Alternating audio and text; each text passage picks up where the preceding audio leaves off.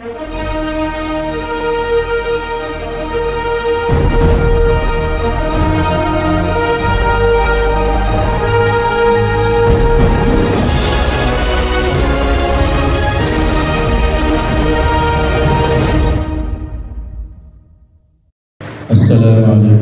warahmatullahi wabarakatuh.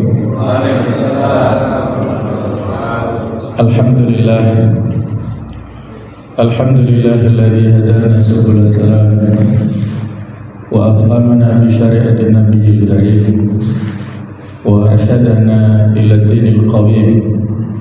Asyhadu an la ilaha illallah wahdahu la syarika lah dzul arsyil azim wa asyhadu anna Muhammadan abduhu wa rasuluh khatamul anbiya wal mursalin. Allahumma salli wa sallim ala sayyidina wa habibina wa maulana Muhammad wa ala alihi wa ashabihi ajma'in. Allahumma anfa'na bima 'allamtana wa 'allimna ma yanfa'una warzuqna fahma. Allahumma faqihna fid din wa 'allimna at-ta'wil. Allahumma aftah lana qulubana wa alhimna rushdana wahdina ila siratikal mustaqim. Allahumma ati nufusana taqwaha wa zakkiha anta khairu man zakkaha anta waliyuha wa maulaha ya rabbal alamin. Para asatidzah rahimakumullah, pada kesempatan ini kita saling mengingatkan untuk menetapi takwa dan juga diingatkan dengan materi yang secara pemahaman insyaallah kita sudah sama-sama faham, tetapi yang penting adalah pelaksanaannya. Materi ini ringan untuk disampaikan tetapi berat untuk dilaksanakan. Al-khusyu'u fi shalah, yaitu khusyuk dalam sholat. Apa makna khusyuk itu? Secara bahasa ya, al-khusyuk itu ada beberapa arti. Di antaranya al-inkhifad wad-dhullu was-sakinah, yaitu rendah, hina, dan tenang. Di surah Toha ayat 108 Allah Ta'ala berfirman yang potongannya wa khasya'atil aswatu lirrahman. Nanti pada hari kiamat semua manusia yang dibangkitkan mengikuti penyeru, yaitu malaikat Israfil. Tidak ada satupun yang membangkang, tidak ada yang berbelok-belok ke sana kemari, dan semua suara pada saat itu tunduk rendah. Tidak ada yang berani meninggikan suara, hampir berbisik-bisik semuanya itu. Jadi ada kata wa khasya'atil aswat, ada khasya'. Itulah makna secara lughawi atau secara bahasa. Sedangkan secara istilah banyak pemahaman yang disampaikan oleh para ulama. Di antaranya makna al-khusyuk huwa hudurul qalbi, hadirnya hati, wa khudu'uhu, dan ketundukannya, wa kisaruhu, dan leburnya, bersatunya ataupun hancurnya hati tersebut baina yadayillahi ta'ala, di depan Allah Subhanahu wa ta'ala. Jadi yang dimaksud kita khusyuk dalam sholat, hati kita hadir, terkoneksinya hati kita itu kepada Allah Subhanahu wa ta'ala, yaitu ihsan yang didefinisikan dalam hadis Jibril ya, ketika ditanya Malaikat Jibril bertanya kepada Rasulullah, mal ihsan, apa ihsan itu? Nabi memberikan jawaban, anta budallah ka'annaka tarahu, yaitu engkau beribadah kepada Allah seolah-olah melihatnya. Fa ilam takun tarahu fa innahu yaraka. Kalau engkau tidak melihatnya, maka pasti Allah melihat kita. Qala ta'ala, sebagaimana Allah berfirman, qad aflahal mu'minun, sungguh beruntung orang-orang yang beriman, alladzina hum fi sholatihim khashi'un, orang-orang yang dalam sholat mereka itu khusyuk. Qala sallallahu alaihi wasallam, Rasulullah sallallahu alaihi wasallam bersabda, ma min mri'in muslimin tahduruhu sholat fayuhsinu wudu'aha wa khusyu'aha wa ruku'aha illa kanat kafaratan lima qablaha minadz dzunub ma lam ta'ti kabirah wa dzalika ad-dahru kulluh. Tidak ada seorang manusia muslim pun yang datang kepadanya sholat, pada saat waktu sholat tiba maka dia bersiap-siap, fayuhsinu wudu'ah, memperbagus wudunya, menyempurnakannya secara sempurna wudunya, tidak ada yang berkurang, tidak ada yang terlewat anggota tubuh yang wajib dibasuh atau diusapnya. Wa khusyu'aha, dia memperbagus dalam hal khusyuknya. Wa ruku'aha, juga rukuknya. Illa kanat kafaratan lima qablaha, kecuali amal-amal tersebut menjadi penghapus terhadap dosa-dosa yang telah dilakukan sebelumnya. Minadz dzunub, ya, dosa-dosa kecil itu terhapus malam ta'ti kabira, selama dia tidak melakukan dosa besar. Jadi dosa-dosa kecilnya terhapus semuanya. Wa dzalika dahru kulluh, dan itu berlaku sepanjang masa. Kapanpun ada kesempatan, bukan hanya nanti saat Ramadan atau waktu-waktu spesial, tetapi kapanpun kita menemukan waktu sholat, bersiap-siap dan seterusnya ini, maka ada keutamaan yang kita dapatkan, yaitu terhapuslah dosa-dosa kecil kita. Baik, saya mau tanya ya, khusyuk itu apakah termasuk rukun sholat atau syarat sahnya sholat? Kalau orang tidak khusyuk, apakah sholatnya tidak sah? Sah. Kata siapa? Kata saya. Ya, sah dalam perspektif fikih ya, karena sebagaimana yang sudah sama-sama kita pahami, khusyuk ini tidak termasuk rukun sholat, tidak termasuk syarat sahnya sholat. Kalau rukun sholat takbir sampai salam. Kalau syarat sahnya sholat, ya ada bersih, ya suci dari hadas besar, hadas kecil. Kemudian niat ini ada perbedaan di antara ulama ya, masuk syarat sahnya ataukah rukun. Kemudian dia menghadap kiblat, bersih pakaiannya, fisiknya, tempatnya.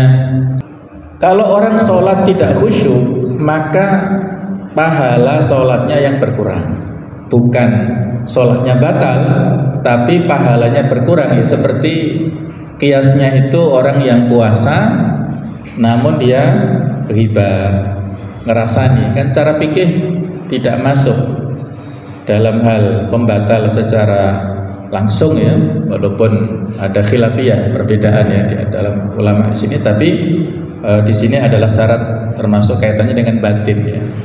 Nah, dalam kitab Mukhtasar Minhajul Qasidin disampaikan Ibnu Qudamah, di awal-awal itu beliau menyampaikan tentang masalah sholat ini ya, tentang syarat-syarat batiniyah dari amal-amal hati. Ketahuilah bahwa sholat mempunyai rukun-rukun, wajib-wajib dan sunnah-sunnah. Yang saya kasih warna merah ini perlu untuk menjadi perhatian ya. Ruhnya adalah niat, ikhlas, khusyuk dan kehadiran hati. Sholat mengandung zikir-zikir, munajat dan perbuatan-perbuatan. Tanpa kehadiran hati, tujuan dari zikir dan munajat tidak akan tercapai. Karena bila ucapan yang tidak mengungkapkan apa yang ada di dalam jiwa, maka seperti igauan, orang ngelantur, mengigau. Demikian juga tidak dapat menyampaikan tujuan dari perbuatan. Karena bila tujuan dari berdiri adalah khidmat, pelayanan, tujuan rukuk dan sujud adalah pengagungan dan kerendahan, lalu hati tidak hadir, maka tujuannya tidak akan tercapai. Bila sebuah perbuatan menyimpang dari tujuannya, maka ia hanya sekedar bentuk yang tidak berarti.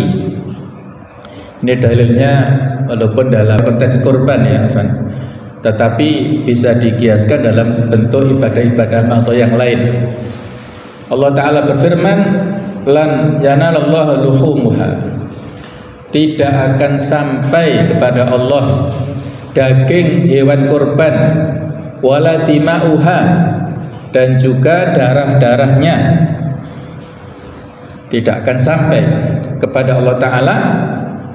Walakin yanaluhu taqwa minkum, tetapi yang sampai itu adalah ketakwaan. Walaupun berkorban dengan sapi yang paling bagus, apa itu? Limusin ya. Berapa itu harganya ya? Ratusan juta mungkin. Walaupun kambingnya yang luar biasa, tetapi kalau ada unsur riyahnya supaya didokumentasikan, divideokan menjadi viral, wah, siapa pengorbannya? Wah, itu Abah Fulan misalnya. Nah, jadi pahalanya nggak sampai pada Allah, walaupun kurbannya luar biasa. Maka seperti itu pula ibadah-ibadah yang lainnya, khususnya sholat dalam konteks kita ini. Ada nggak di antara antum yang tidak pernah lupa jumlah rakaat sholat? Ada? Kalau ada itu malaikat paling ya. Tidak mungkin seseorang tidak pernah lupa. Nabi sendiri pernah lupa kan, untuk pembelajaran bagi kita.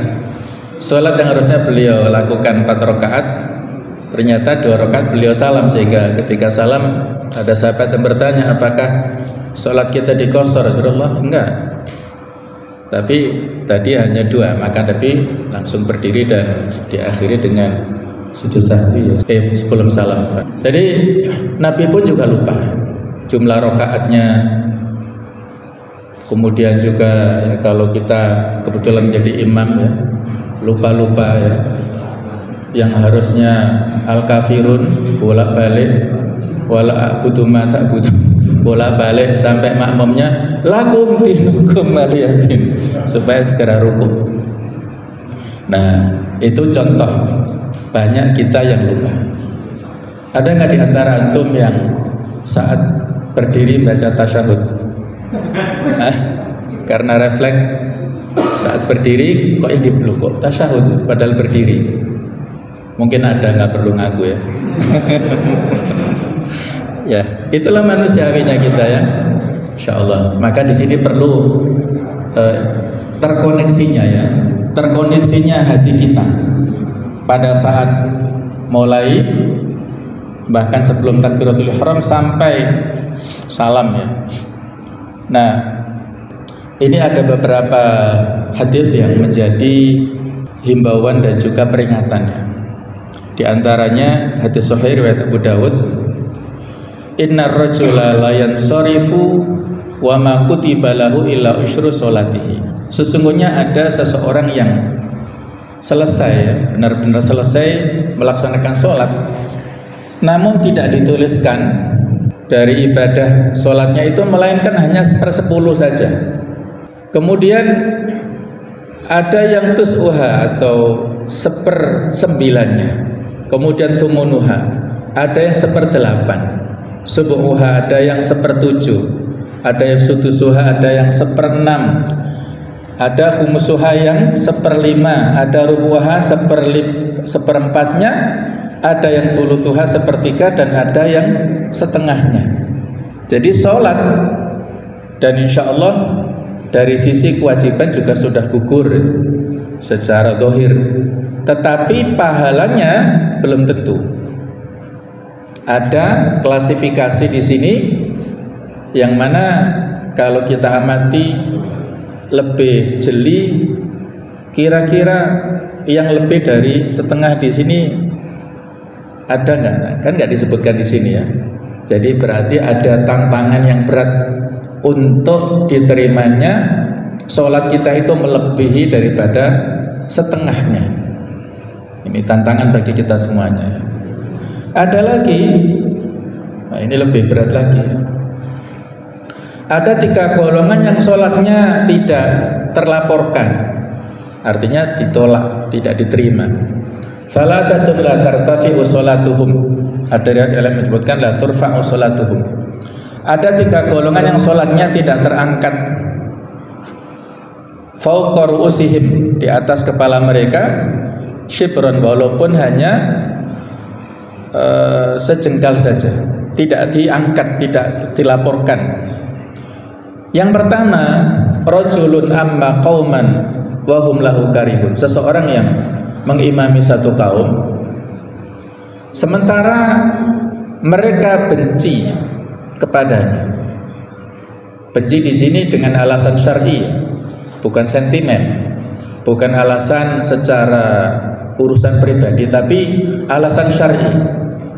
Karena mungkin imamnya fasik, banyak melakukan dosa, kemaksiatan, terutama dosa-dosa besar ya. Mungkin bacaannya ghairu mujawwad, tidak sesuai dengan hukum-hukum tajwid, dan tidak sesuai ya, pokoknya ya, tidak standar lah, khususnya di Al-Fatihah ya, yang itu sebagai rukun dalam sholat kita.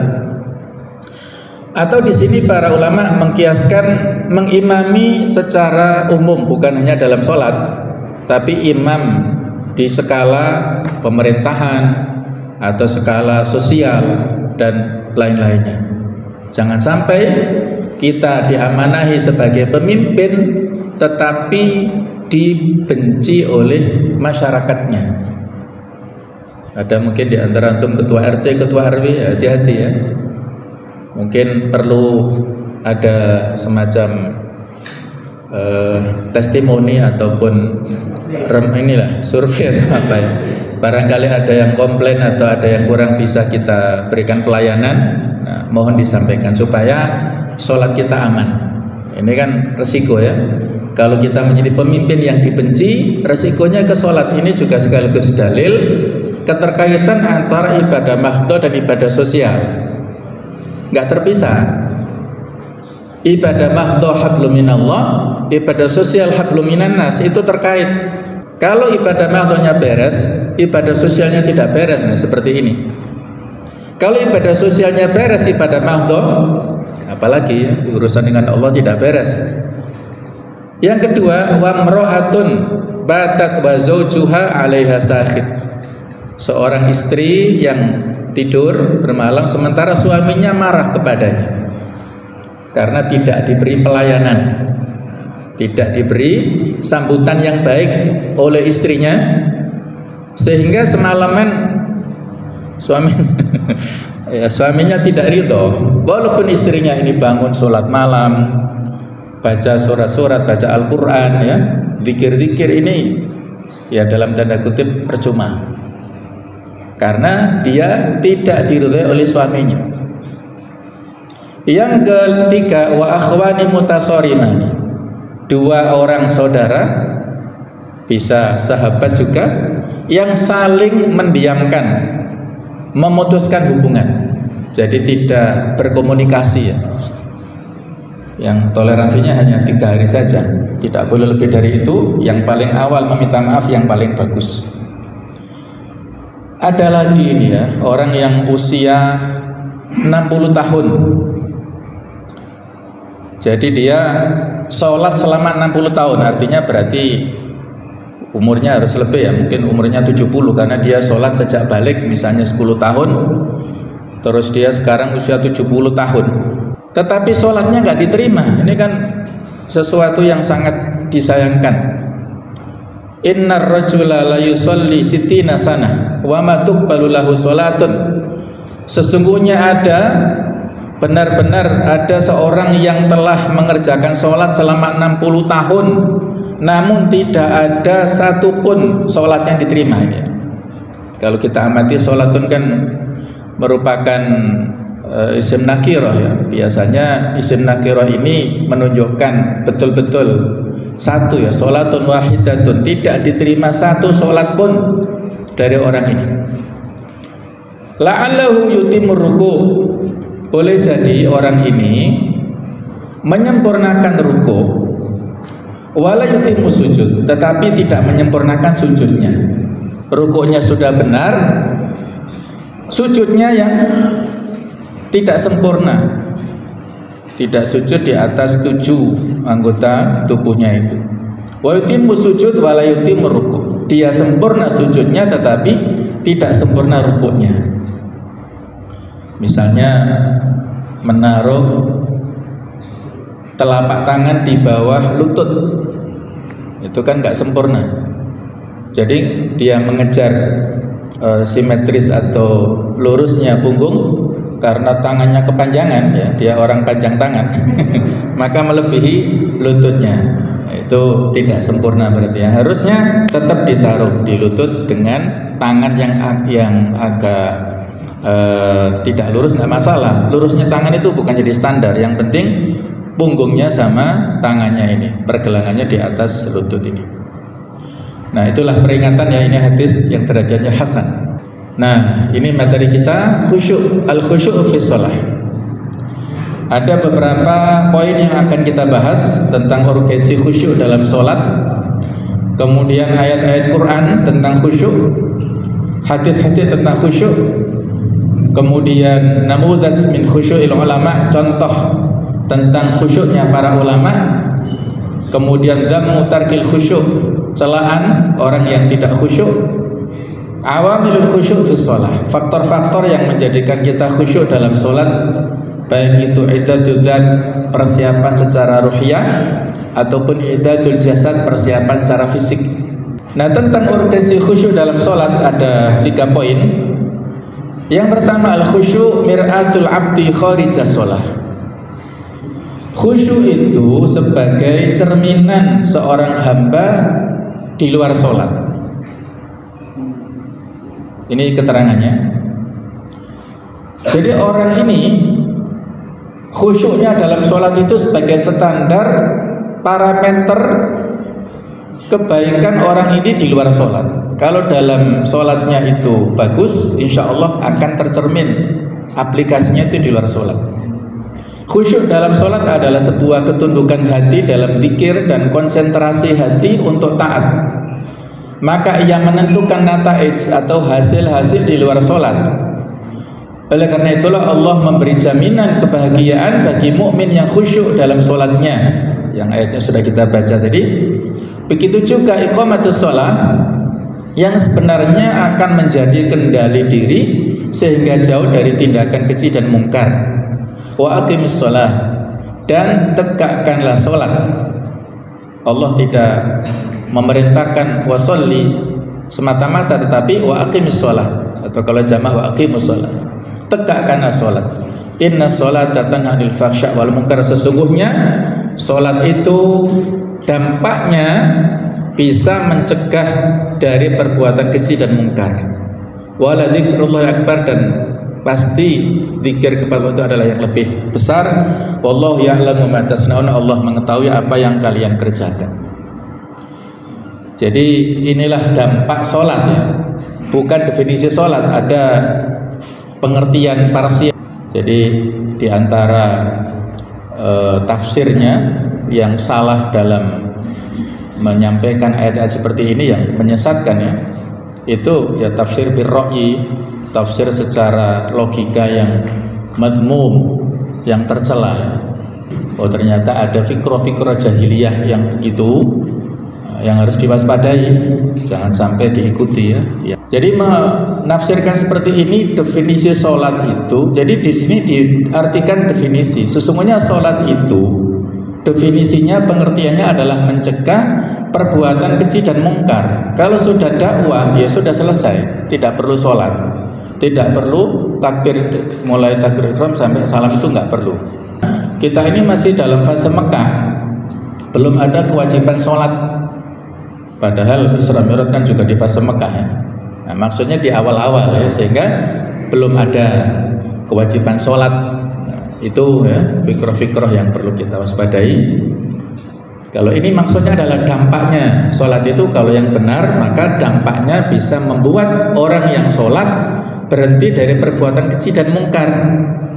Bagaimana kalau ada orang rajin sholat tetapi kemungkarannya terus jalan? Istilahnya STMJ, sholat terus maksiat jalan. Nah, berarti sholatnya ada yang error di sini. Ada masalah di dalam pengertian ataupun pemahaman sholatnya ya, tidak khusyuk lah gitu ya, tidak diterima tadi ya. Sebaliknya, orang yang melaksanakan sholat sekedar untuk menanggalkan atau meninggalkan kewajiban dari dirinya dan tidak memperhatikan kualitas sholatnya, apalagi waktunya, maka Allah dan Rasulnya mengecam pelaksanaan sholat yang semacam itu. Di surat Al-Ma'un, fawailul lil musallin, maka celakalah orang-orang yang sholat, alladzina hum an sholatihim sahun, orang-orang yang dari sholatnya mereka lalai. Sahun ini diantara makna yang disampaikan para ulama, yang suka mengolor-olor waktu, mengulur-ngulur waktu sampai habis waktunya itu. Harusnya sudah sholat, misalnya sholat asar baru jam 4 misalnya, atau sholat maghrib baru sudah masuk isya. Nah, berarti itu percuma ya. Sholat yang tidak khusyuk merupakan ciri sholat orang munafik. Di antaranya dalilnya An-Nisa 142 ini, orang-orang munafik itu mereka menipu Allah, wa huwa khati'uhum, padahal Allah membalas tipu daya atau penipuan mereka itu. Wa idza qamu ila sholati qamu kusala. Kalau mereka berdiri untuk sholat, mereka berdiri dengan bermalas-malasan. Yura'unan nas, mereka memamerkan ibadahnya, riya pada saat ibadah. Maka Ibnu Rajab Al-Hambali ini tolong diperhatikan ya, penting sekali khususnya untuk saya ya. Saya sudah menyampaikan dan antum sekarang menerima nasihat dari Ibnu Rajab Al-Hambali. Parameter yang perlu kita waspadai dari nifak, penyakit nifak itu adalah harus ketika seseorang itu mengevaluasi ya dirinya, bagaimana kondisinya pada saat dia dalam kondisi ramai bersama orang lain dan pada saat dimana dia kondisinya sendirian. Itu parameter ada penyakit nifak dalam dirinya enggak? Kalau orang yang mukmin hakiki yang jauh dari penyakit nifak, dia sama standarnya. Dalam keadaan ramai semangat, dalam keadaan sepi semangat. Dalam keadaan ramai dia lurus, tidak menyimpang. Dalam keadaan sepi dia tidak menyimpang, tidak melakukan maksiat. Tapi kalau kebalikannya, ada orang yang semangatnya itu hanya kondisi ramai saja, sementara pada saat dia sendirian tidak segan-segan bermaksiat kepada Allah. Hati-hati, hati-hati, itu bisa ada benih-benih penyakit nifak atau orangnya disebut munafik seperti itu. Masya Allah, ini nasihat yang luar biasa ya. Hati-hati kita dengan penyakit nifak ini. Penyakit nifak ada itikoti, ada amali. Itikoti yang sampai bisa menghilangkan keimanan. Kalau amali itu sifatnya teknis ya, yang ada tanda-tanda kalau janji berbohong, kalau bicara ya dusta, kalau diberikan amanah khianat, itu nifak yang bentuknya amali, tidak sampai mengeluarkan dia dari keislaman ya. Nah, jadi ini Orang yang munafik itu sholat dalam keadaan yang asal-asalan, bermalas-malasan, yura'unan nas, hanya mengharapkan pujian dari manusia. Wala yadhkurunallaha illa qalila, tidak berzikir pada Allah kecuali sedikit.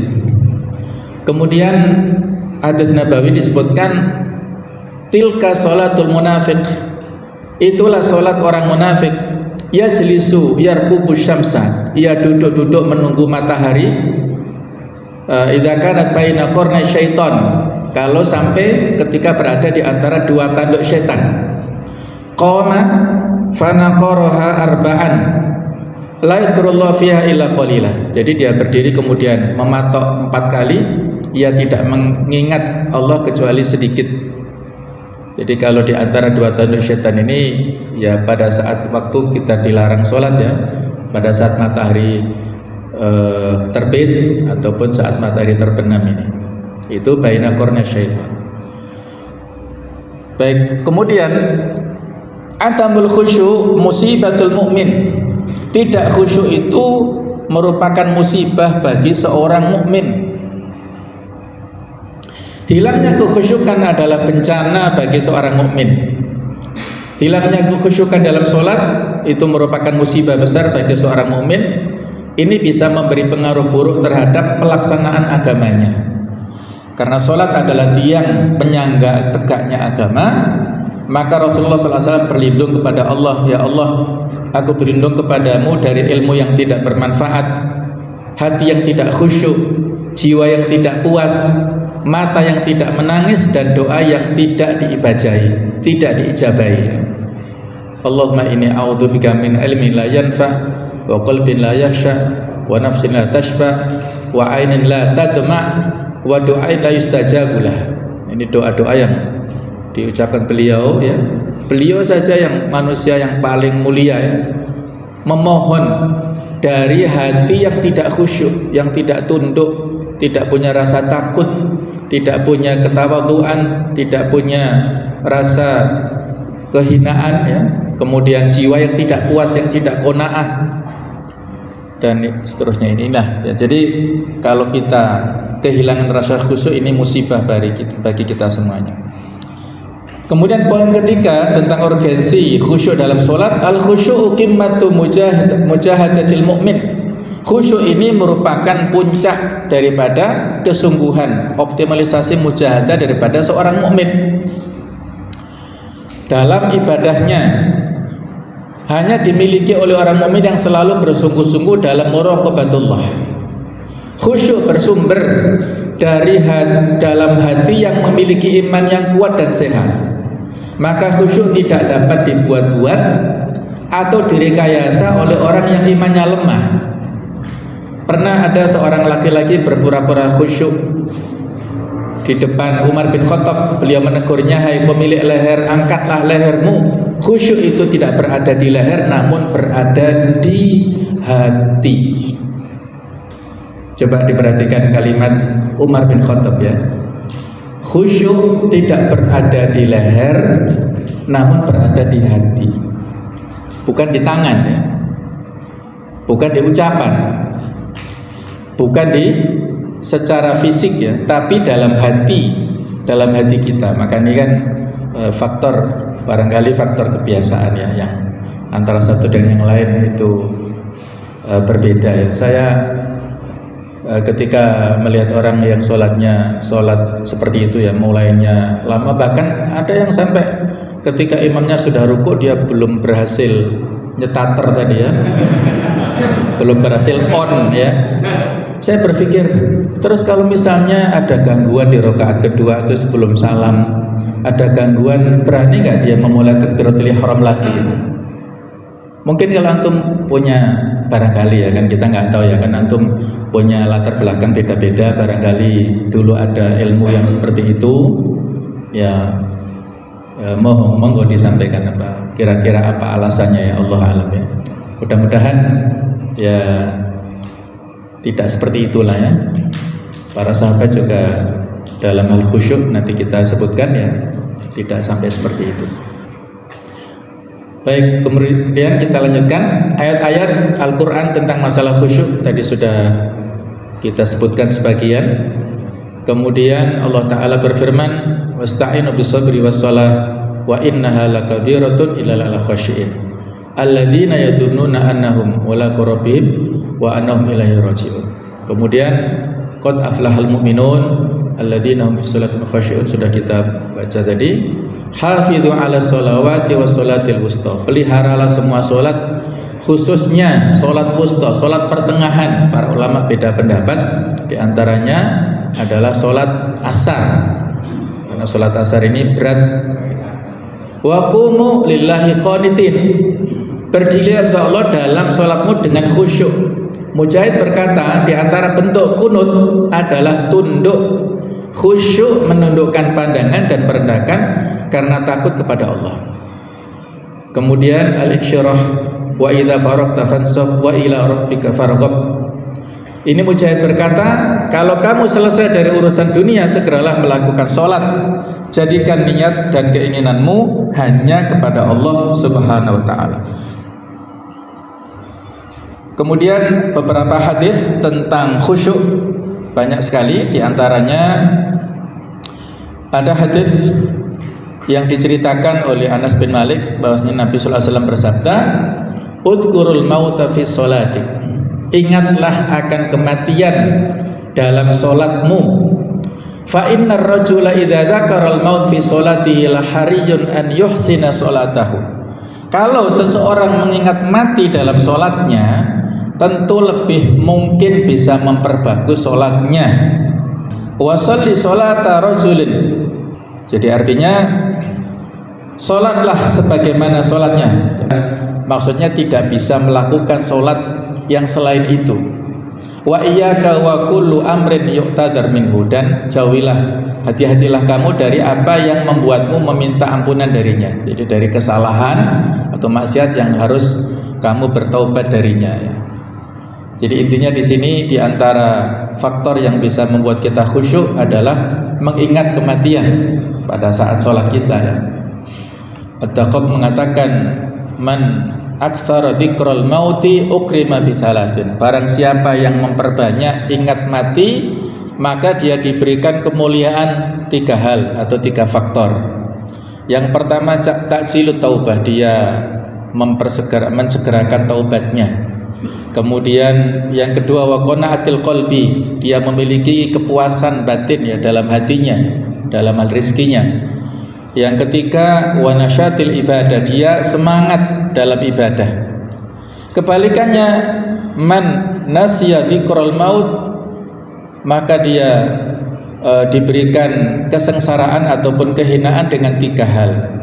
Kebalikan dari yang pertama tadi, orang yang lupa terhadap kematian, maka dia taswifut taubah, menunda-nunda taubatnya. Kemudian yang kedua, dia adam ridho bil kafaf, tidak ridho, tidak qanaah dengan rezeki yang pas-pasan. Yang ketiga adalah at-takasul fil ibadah, dia bermalas-malasan dalam ibadah, seolah-olah masih ada kesempatan nanti ya. Maka yang penting di sini adalah dzikrul maut, mengingat sholat itu akan bisa menjadikan kualitas sholat kita bagus, ya. Ada riwayat yang menyebutkan, ya, bahwasannya kalau seseorang berziarah kubur, maka ahlul kubur ini berangan-angan kalau dia diberikan kesempatan akan melaksanakan sholat walaupun 2 rakaat saja, untuk menebusnya itu dia bisa dia ganti dengan materi apapun yang dia miliki di dunia. Tapi ini kan sesuatu yang tidak mungkin, ya, yang mustahil. Kalau seorang sudah meninggal, tidak bisa ada kesempatan sholat walaupun 2 rakaat. Itu harapannya. Ya, kita masih diberi umur, diberikan kesehatan, diberikan kesempatan, maka bukan hanya 2 rakaat, berapapun rakaat bisa kita lakukan. Tetapi itu tadi masalahnya diterima atau tidak, ya. Harus ada mujahadah dalam diri kita. Kemudian ada lagi hadis lainnya, Abu Ayyub Al-Ansari pernah berkata, Ja'a rajulun ila Nabi, ada seseorang yang datang kepada Rasulullah, faqala idni, maka ada laki-laki ini memohon nasihat, idni wa aujiz ya. Jadi beliau minta nasihat pada Rasulullah, tapi jangan panjang-panjang ya, singkat saja.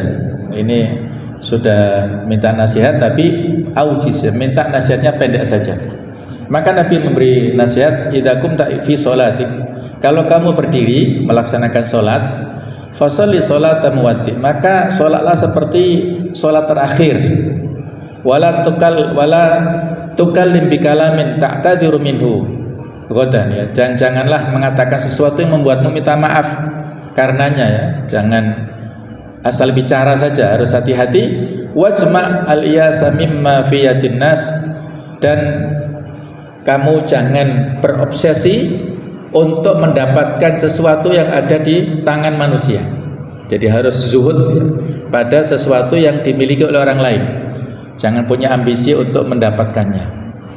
Jadi ada korelasi dengan materi kita di sini. Sholata muwaddi, ada yang membaca sholata muwadda. Jadi kalau ini isim fa'il, kalau muwadda isim maf'ul ya. Jadi sholatlah seperti sholat yang terakhir, seolah-olah tidak ada waktu lagi untuk melakukannya. Maka pasti kita akan serius untuk meningkatkan kualitas sholat kita itu dengan sekhusyuk mungkin. Kemudian ini ada lagi hadis ya, diantaranya pengakuan dari seorang sahabat ketika melihat Rasulullah, yusalli wa fi sadrihi azizun ka azizir roha. Aku pernah melihat Rasulullah sholat, dalam dadanya ada suara gemuruh bagai gemuruhnya penggilingan, minal buka, akibat tangisan, karena betul-betul sangat terharu ya dengan bacaan-bacaan yang beliau baca, apalagi ayat-ayat Quran yang beliau baca, maka sampai menangis dengan tangisan yang bergemuruh dalam dadanya itu. Kemudian Uqbah bin Amir meriwayatkan dari Nabi bersabda, tidakkah seorang muslim berwudu dan menyempurnakan wudunya, lalu melaksanakan sholat dan mengetahui apa yang dibacanya dalam sholat, faya'lamu ma yaqul ilan tafala ya, kecuali ia terbebas dari dosa, kayaumin wa huwa kayaumin waladatu ummu, seperti di hari dia dilahirkan ibunya. Masya Allah, berarti nggak ada dosa sama sekali. Ketika bayi yang dilahirkan ibunya kan nggak ada dosa ya. Kalau di antara hadis yang seperti ini kan untuk fadilah ibadah haji ya. Man hajjal baita walam yafsuq walam yarfuth maka dia roja'a kayaumin waladatu ummu, orang yang haji ke Baitullah dan dia tidak fasik ya, tidak rofah, tidak bicara-bicara yang tabu ya, yang cabul, maka dia pulang dari ibadah hajinya itu seperti bayi yang dilahirkan oleh ibunya, jadi nggak bawa dosa. Sehingga kalau kita ziarah orang yang pulang haji, kita minta supaya didoakan ya oleh orang yang baru pulang haji ya, bukan karena malaikat sedang mengitarinya ya selama 40 hari 40 malam gitu ya, bukan karena itu tidak ada dasarnya ya, tapi karena dia orang yang bersih dari dosa-dosa sehingga doanya mustajab. Kalau berdoa untuk para tamunya, insya Allah itu akan dikabulkan oleh Allah Ta'ala. Kemudian tentang contoh-contoh kekhusyukan para ulama, para salafun soleh, mulai daripada khusyuknya Abu Bakar. Dalam riwayat disebutkan bahwasanya Imam Muhammad menceritakan dari Mujahid bahwa Abdullah bin Zubair ketika sholat seolah-olah ia sebatang kayu ya, karena kekhusyukannya. Abu Bakar juga demikian. Kalau Abdullah bin Zubair ini cucunya ya, cucu daripada Abu Bakar. Zubair ini adalah menantu daripada Abu Bakar. Abu Bakar juga seperti itu kualitas sholatnya. Umar bin Khattab ketika beliau melewati satu ayat dalam sholat, ia seolah tercekik oleh ayat itu dan diam di rumahnya hingga beberapa hari. Orang-orang menjenguknya karenanya mengira ya, sedang sakit. Jadi itulah Umar bin Khattab yang hatinya lembut luar biasa ya. Walaupun pada saat sebelum Islam keras, tapi ketika hidayah sudah beliau dapatkan, hatinya sangat lembut. Dan ketika masuk Islam beliau kan juga tertegun dan sangat tertarik ya dengan ayat-ayat potongan dari surat Toha yang dibacakan oleh adiknya Fatimah. Jadi itulah hidayah yang didapatkan oleh Umar karena faktor kelembutan hatinya. Kemudian Utsman bin Affan diceritakan oleh Muhammad bin Sirin, istri Utsman berkata bahwa ketika Utsman terbunuh, malam itu ia menghidupkan seluruh malamnya dengan Al-Qur'anul Karim.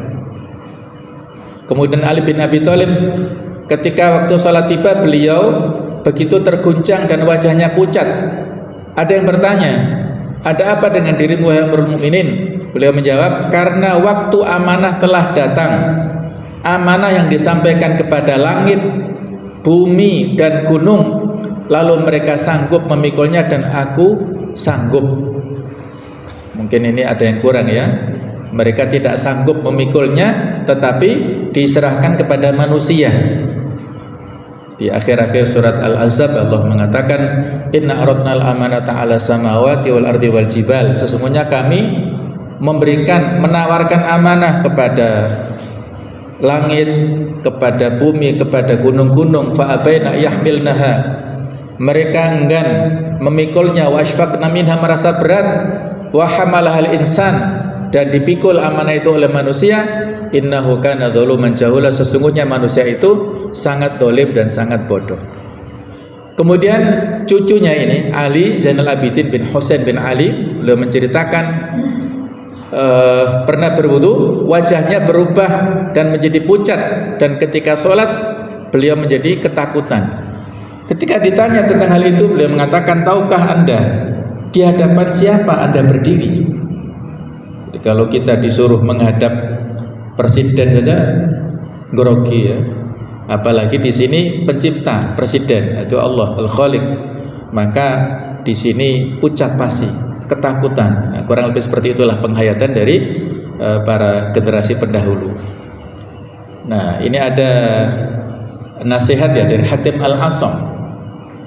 Hatim Al-Asam, Al-Asam itu tuli. Hatim si tuli. Ya, diantara kenapa diberikan gelar yang seperti ini, karena dulu pernah ada seorang wanita datang kepada beliau menanyakan satu masalah. Tiba-tiba tanpa disengaja wanita ini buang angin kentut ya. Nah, supaya wanita ini tidak malu, maka Al-Hatim ini pura-pura tuli dengan mengatakan, tolong panjenengan ulangi lagi pertanyaannya tadi apa, saya tidak mendengarnya gitu ya. Jadi beliau rela untuk mendowngrade dirinya itu ya. Jadi sejak saat itu beliau ini diberikan julukan Al-Asam ini, orang yang tidak bisa mendengar, gara-gara mempertahankan kehormatan seorang wanita, dan wanita itu menjadi lega karena berarti beliau ini tidak mendengar suara buang anginnya itu. Nah, itu luar biasa ya, banyak sekali nasihat dari beliau.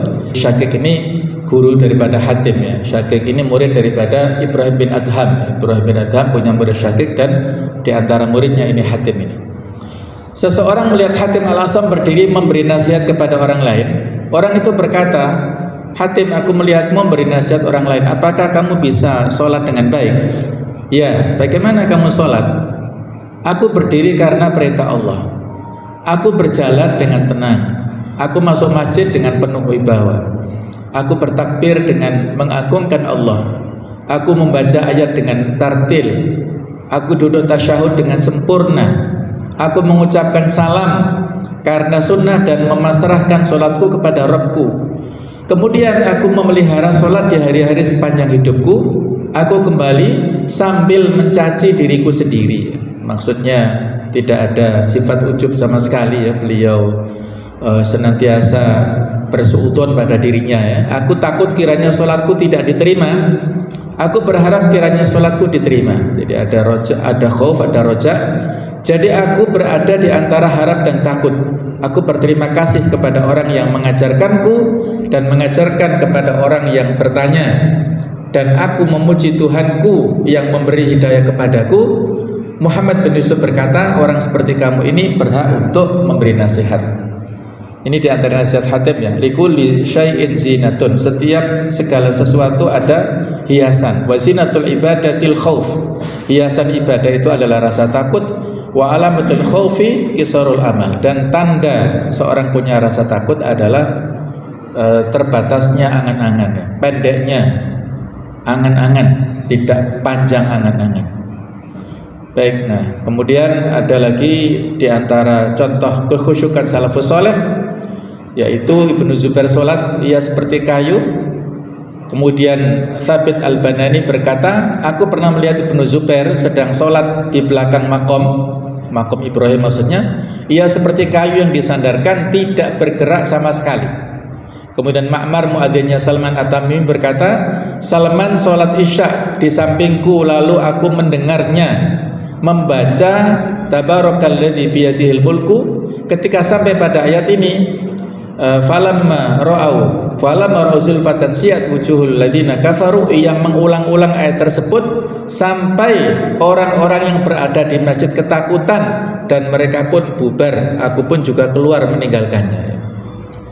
Inilah ya di antara bentuk-bentuk tadabbur mereka dalam membaca ayat di sholat-sholat mereka ya.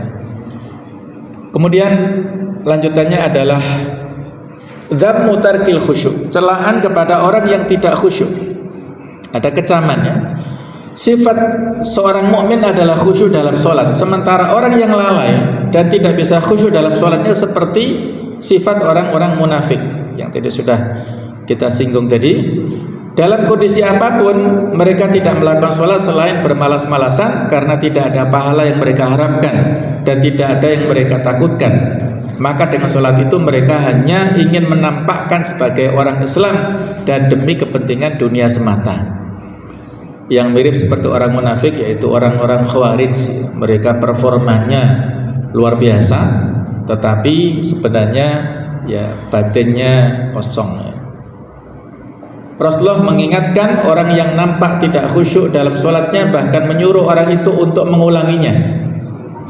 Jadi ada ini orang yang musi'us sholat, jadi orang yang sholat tetapi asal-asalan. Jadi pernah pada saat beliau masuk masjid, kemudian ada orang yang dalam masjid sholat, kemudian mengucapkan salam kepada beliau, maka disuruh oleh beliau, sholli fa innaka lam tusolli, kembalilah dan sholatlah lagi, kamu belum sholat.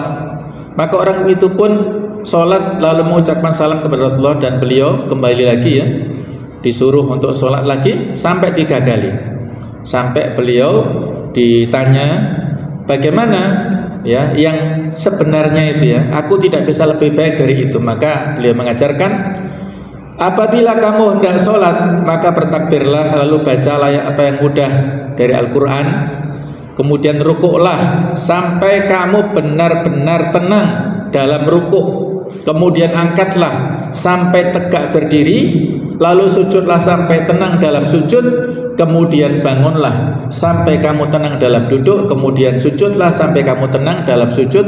Lakukan hal itu dalam semua sholat. Jadi intinya disuruh untuk melaksanakan dengan tumak nina, gerakan-gerakannya itu betul-betul sesuai dengan yang dicontohkan oleh Rasulullah SAW. Abu Darda meriwayatkan dari Rasulullah yang bersabda, awwalu syai'in yurfa'u min hadhil ummah al-khusyu' hatta la tara fiha khashi'an. Hal pertama yang diangkat dari umat ini adalah khusyuk sampai-sampai kamu tidak menemukan seorang pun yang khusyuk.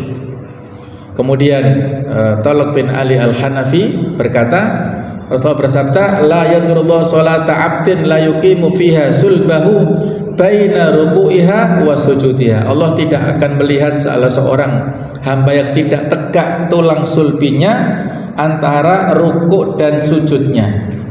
Jadi rukuk tetapi ini ya nempel ke paha, kemudian juga sujud tetapi dia tidak memanjangkan. tulang sulbinya ini. Nah, itu juga harus diperhatikan ya, supaya menjadi kesempurnaan daripada sholat kita. Kemudian di sini ada seorang yang tidak menyempurnakan rukuknya dan mematok dalam sujudnya dalam sholat, maka Nabi bersabda, kalau orang ini mati dalam keadaan seperti ini, tentu ia mati di luar agama Muhammad. Lalu beliau bersabda lagi, perumpamaan orang yang tidak menyempurnakan rukuknya dan tidak mematok dalam sujudnya bagai orang yang lapar, lalu ia makan 1 atau 2 biji kurma namun tidak merasa kenyang sedikit pun. Kemudian asar ya, beberapa asar tentang ancaman bagi mereka yang mengabaikan khusyuk dalam sholat, seperti yang dikatakan Umar tadi, kepada orang yang mematok-matok dengan lehernya, mengangguk-anggukkan, maka Umar memberikan peringatan, khusyuk tidak berada di leher namun di hati. Ibnu Abbas mengatakan, kamu tidak mendapatkan apa-apa dari sholatmu selain apa yang kamu mengerti darinya. 2 rakaat sederhana yang penuh penghayatan lebih baik daripada qiyamul lail namun hatinya lalai. Kemudian Salman Al-Farisi mengatakan, sholat adalah takaran. Barang siapa memenuhi takaran itu akan dipenuhi pahalanya, dan barang siapa curang ia akan kehilangan pahalanya. Kalian telah tahu apa yang Allah katakan tentang orang-orang yang curang terhadap takaran, yaitu al-mutaffifin. Walaupun itu dalam masalah teori ekonomi, tetapi ini bisa juga digunakan pada teori hablum minallah atau ibadah ritual ini. Hudzaifah bin Yaman mengatakan, berhati-hatilah kalian terhadap kekhusyukan munafik. Ada yang bertanya, apa yang dimaksud dengan kekhusyukan munafik itu? Ia menjawab, yaitu orang yang kamu lihat jasadnya khusyuk namun hatinya tidak khusyuk. Kemudian Sa'id bin Musayyib, ia melihat seorang main-main dalam sholatnya, maka dikatakan kalau hati orang ini khusyuk, tentu raganya juga khusyuk. Mohon maaf kalau ada banyak kekurangan, kekhilafan ya. Ini nasihat untuk diri saya pribadi dan kepada kita semuanya. Wassalamualaikum warahmatullahi wabarakatuh.